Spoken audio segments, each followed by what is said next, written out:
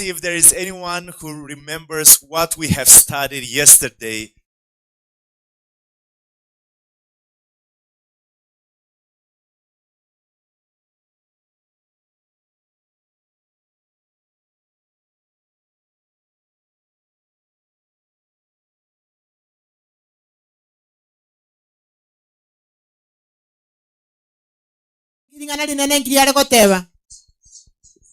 The baptism.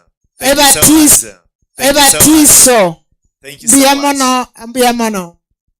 Today we are going to approach the fundamental belief of the Seventh-day Adventist Church.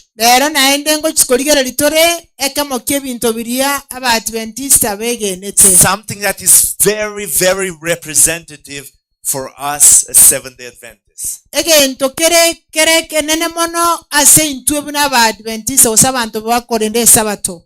Even in the name of our church, we mention the seventh day.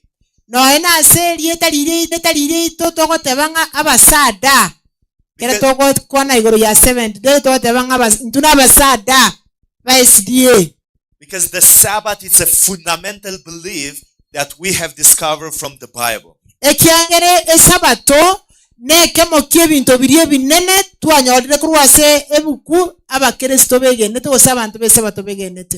But we look around us and we notice that most of the churches are not keeping the Sabbath, they are keeping Sunday.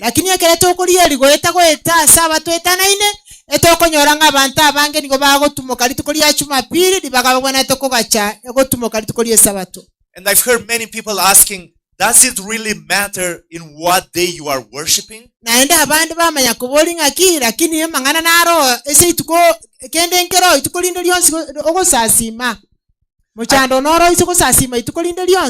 I've met people who are worshiping on Sunday, people who are worshiping on Sabbath, other people who are worshiping on Fridays.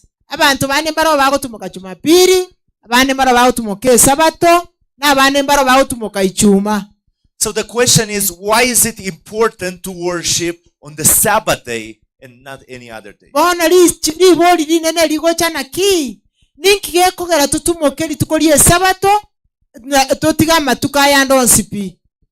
So let's get to the topic. Right now we live in a time that the Bible calls the time of Babylon.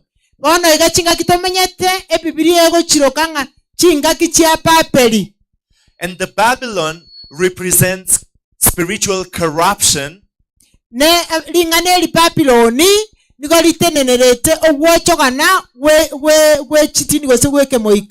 Babylon represents immorality. And also, when we talk about Babylon, it means that it is against God.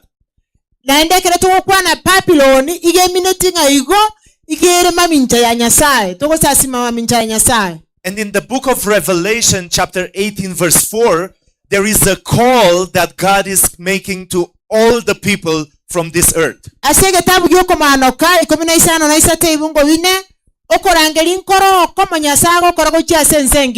And the call is, come out of Babylon.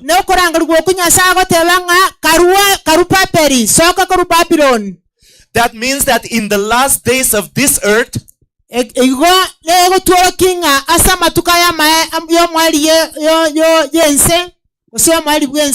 Babylon is going to have a huge influence on people and is going to cover probably almost the entire earth.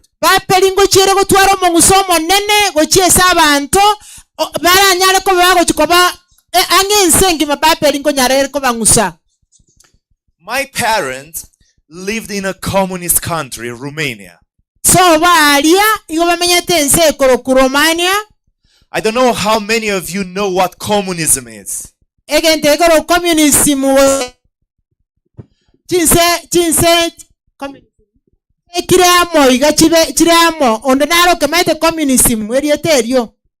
In communism, people are not allowed to worship God.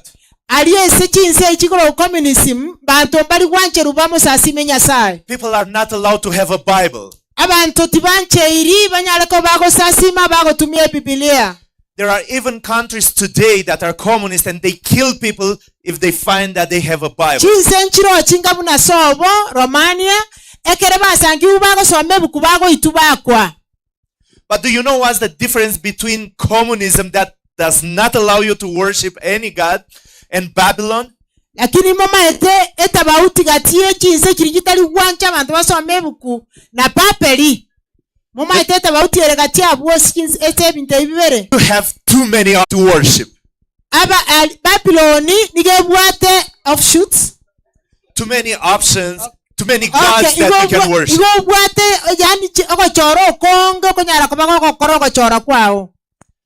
And I would like to read a statement that Ellen White makes about the end of the time. In the time of Daniel, who lived in Babylon as a slave,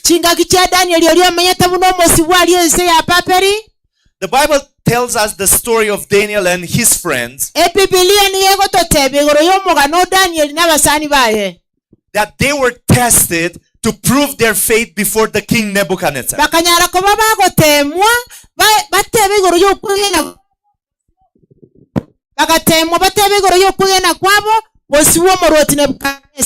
And King Nebuchadnezzar requested their worship, and he said, you have to worship me.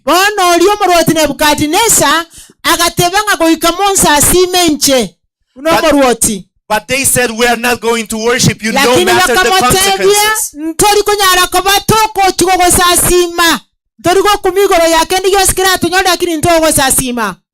And they were able to respond in that way to King Nebuchadnezzar because they knew what they believe in. If we don't know what are our principles, we won't be able to stay on our feet at the end of the time.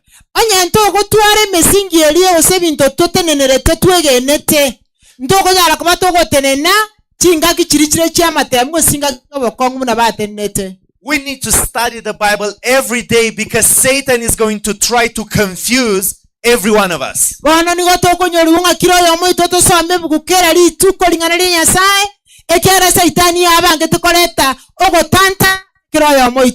The Bible says that Satan will try to deceive, if possible, even the very elect.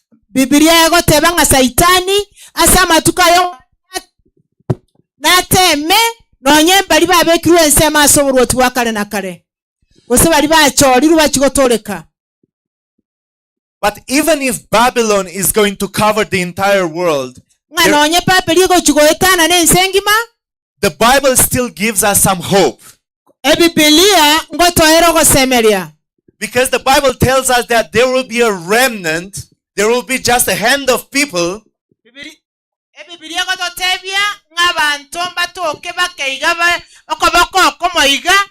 who are going to remain faithful to God's principles.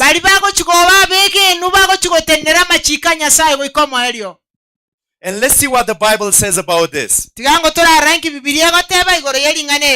We are going to Revelation chapter 14 and we will read verse 12.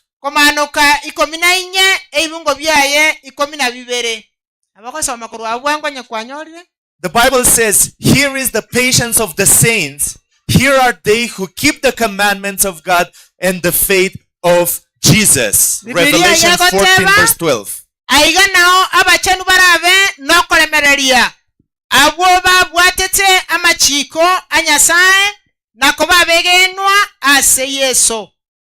So what are the two main characteristics of the remnant people?